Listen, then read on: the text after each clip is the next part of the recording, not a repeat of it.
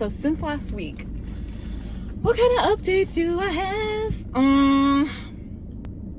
I had my second acting class from in our acting intensive, and like I said, this is funny because the first day, the 10-year-old gave me a hug at the end of class. In this class, I guess she manifested it, or I manifested, or we co-created, or something. We had to act out a scene where she was my daughter. She had a blast, and it was fun too. And you know what? It was a very healing skit for me. Dad was there too. He was awesome. My boy Andy, and it was very healing for me because the scenario that we played out, it was a reaction that I guess I wish I had when I was younger. Essentially, she did something wrong and she had to tell us, and we were gonna react and improv, and there was no direction of like, oh, be mad at her or be supportive or whatever. We just kind of took it in the direction that came out organically. And it turns out that me and Andy were very supportive and collaborative, and like had ears for our daughter. So that was very sweet because I know for a fact, when I was younger, there were times like, yeah, I'm gonna be honest with my parents, but it wasn't without fear that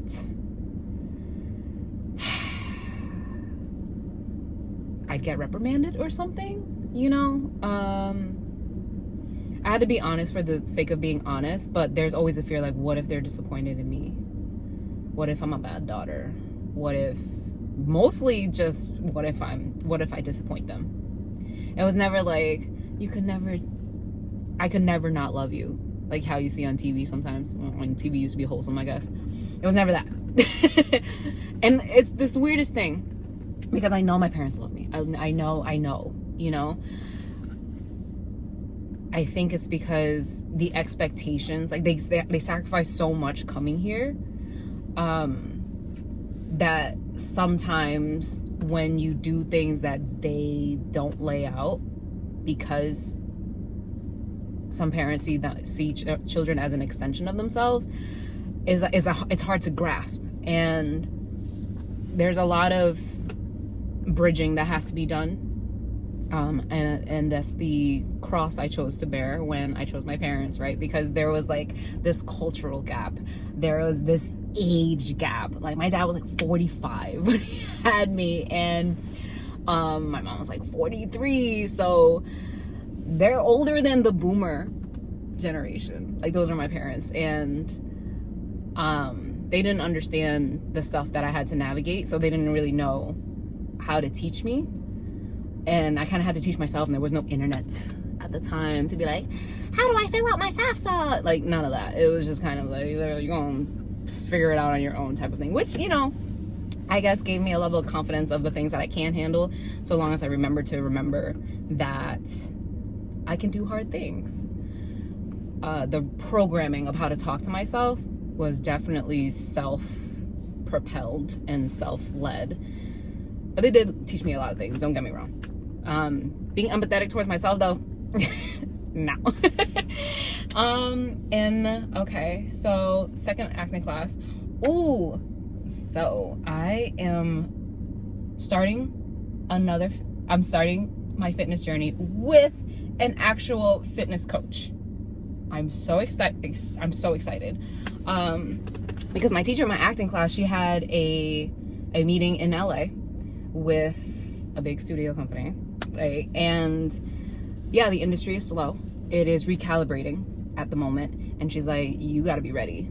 Like, you know, telling the whole class, you got to be ready, whatever that means for everybody, however they're thinking. Yeah, you got to be ready.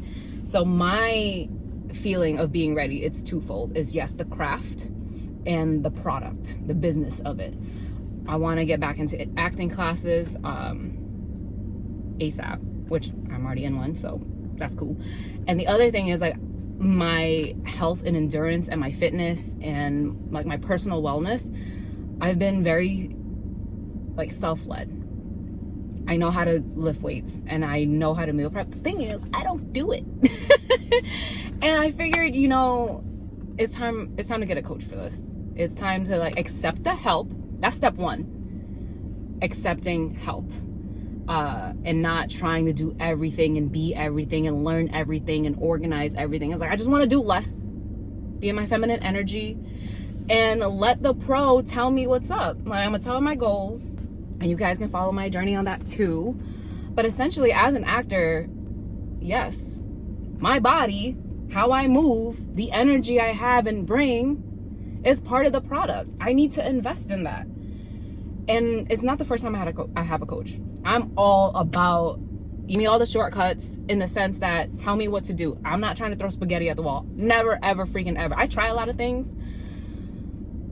And so I know what it's like to take a freaking scenic route, take detours. But when it comes to my career right now, my chosen path and career and passion, I have to accept the reality that I have to perform in a certain way. I can't be exhausted. I have to treat my body like a temple, and I'm gonna get a fitness coach to do it.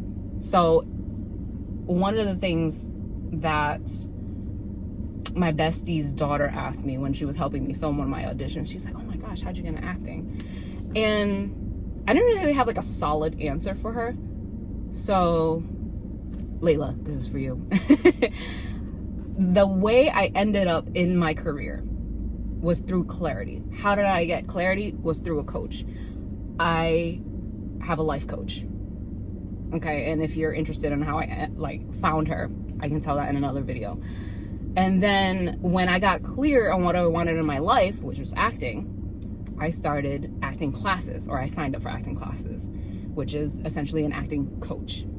And then having a background in business, I went to university for business. I know there's a business side of acting. There's the craft and there's the business side. Let's be real. So I hired a acting career coach. You can get a career coach for any career that you've decided, like, this is my thing. Again, if you don't want to throw spaghetti at the wall and you want your time and energy to be as effective as possible, I'd get a coach. So I went from life coach, which I'm still with, BT dubs, and then I got an acting coach, and then I got an acting career coach. And whatever clarity comes next, I'm either reading a book and then I hit what I deem as a plateau, or like, okay, I'm ready to go to the next level, I get a coach for that.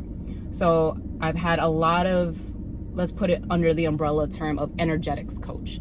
I've had like a branding energetics coach, and that was more like a personal internal journey. It usually always is. Like, it's always a personal development journey, just with some exercises and some things to look at. The thing about a great coach is that they don't tell you what to see.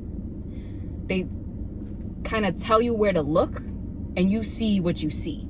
You know what I mean? This is the direction. Look in this direction. What do you see? They're not going to tell you what to do. So if a coach tells you what to do in the sense of, oh, you should, that's kind of a red flag.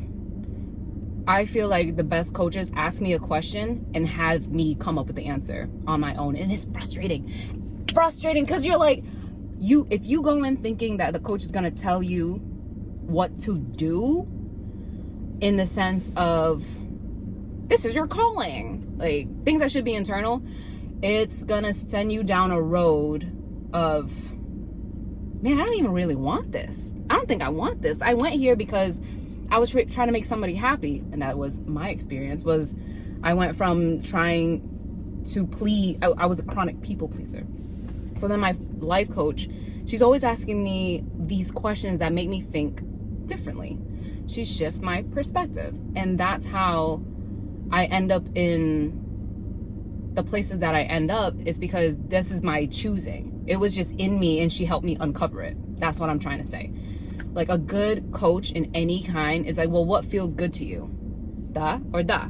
And then you make the choice and you make the moves. You do what feels good, in the sense of, what's the next right move? What's the next right move? That's a your personal choice. But anyways, what was I saying? Layla, coaches. Yeah. Oh yeah, energetics coach. Branding energetics, nervous system energetics. That one's a huge one.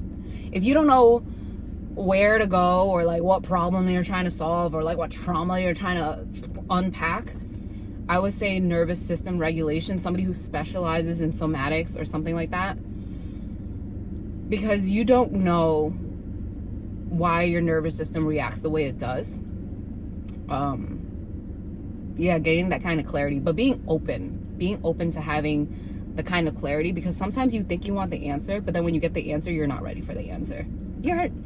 You can't handle the truth type of feeling. So like, be ready that things are going to get uncomfortable. And that was me this week. My biggest lesson this week was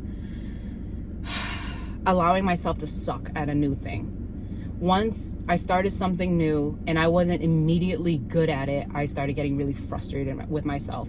And that leaked out into my other relationships, and it leaked out and made me, kind of moody and not nice. I was already not nice to myself, and then I was not nice to people around me, and it's just like, it was a ripple effect. So my biggest takeaway and share is like, if you're starting something new, be okay with sucking at first, because eventually you'll suck less if you put in the reps, put in the hours, the studying time, the 15 minutes increments, whatever it is. But putting energy in the next right thing is sometimes not like exciting, but then you find that you get better and better and better at that skill set, whatever it is you choose. So thanks for coming to my ramble. And yeah, I hope you give yourself grace and patience to learn something new, and courage to take on whatever it is you decide to take on. If it is something that makes you happy, it'll be worth it. Enjoy the journey. See you next week.